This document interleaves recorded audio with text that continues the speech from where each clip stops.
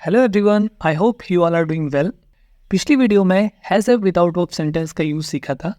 अगर आपको वो वीडियो देखनी है तो उसका लिंक डिस्क्रिप्शन में है, आप वहाँ से जाके वो वीडियो देख सकते हैं। सेम विदाउट वर्ब सेंटेंस को इस वीडियो में कंटिन्यू करेंगे। As for reminder, if you haven't subscribe this channel please make it.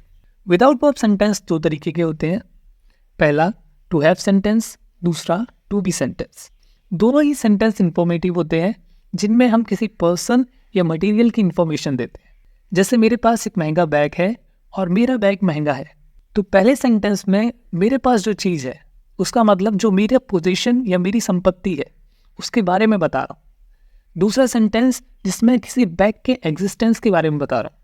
तो जिन सेंटेंस में हम पोजीशंस के बारे में बताते हैं, जैसे मेरे पास ये है वो टू हैव सेंटेंस होते हैं।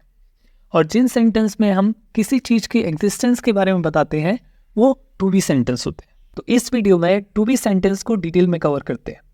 To be sentence 3 time frame में, प्रेजेंट, पास्ट, फ्यूचर।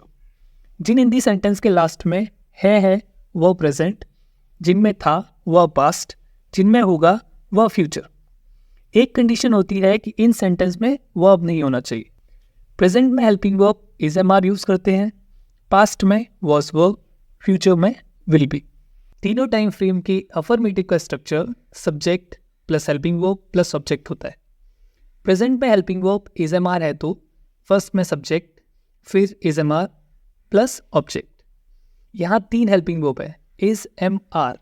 तो इज ही, शी, इट यह सिंगुलर सब्जेक्ट के साथ यूज होता है, आई के साथ एम, दे, यू, वी और प्लूरल सब्जेक्ट के साथ आर यूज होता है। जैसे मौसम आज सुहाना है तो सबसे पहले subject weather is pleasant today.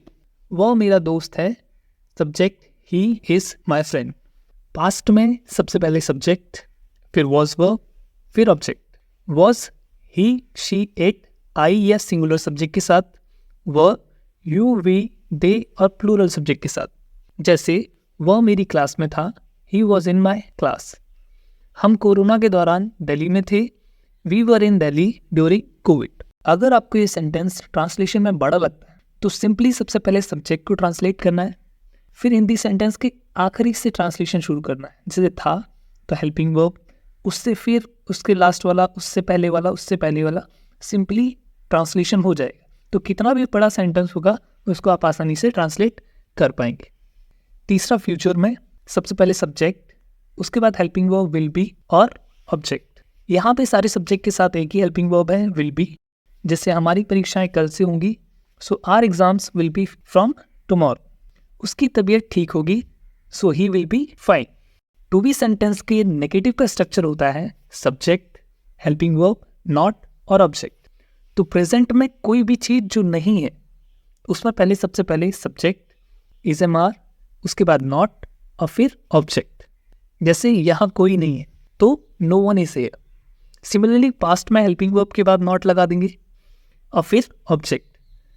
Subject, was verb, not और ऑब्जेक्ट। वो हमारी पार्टी का सदस्य नहीं था, he was not member of our party. Future में भी नेगेटिव के लिए नॉट आ जाएगा, लेकिन यहाँ पे सबसे पहले सब्जेक्ट, उसके बाद विल, उसके बाद नॉट, फिर बी और उसके बाद ऑब्जेक्ट। जैसे वह अपने घर पर नहीं होगा तो he will not be his home. Now interrogative sentence, जिसमें आप कोई सवाल पूछते हैं। तो इंट्रोगेटिव का स्ट्रक्चर होता है question word, helping verb, subject और ऑब्जेक्ट। प्रेजेंट का स्ट्रक्चर होगा क्वेश्चन वर्ड, फिर इज एम आर, फिर सब्जेक्ट और ऑब्जेक्ट। जैसे वह कैसा है, question word how is he. तुम कहाँ से हो, where are you from. Similar past का structure question word plus was verb, फिर सब्जेक्ट, फिर ऑब्जेक्ट। तुम्हारा स्कूल कौन सा था, which was your school. Future में भी सबसे पहले क्वेश्चन वर्ड, फिर उसके बाद विल, फिर सब्जेक्ट, फिर बी, फिर ऑब्जेक्ट। वे कल कहाँ होंगे, where will they be tomorrow.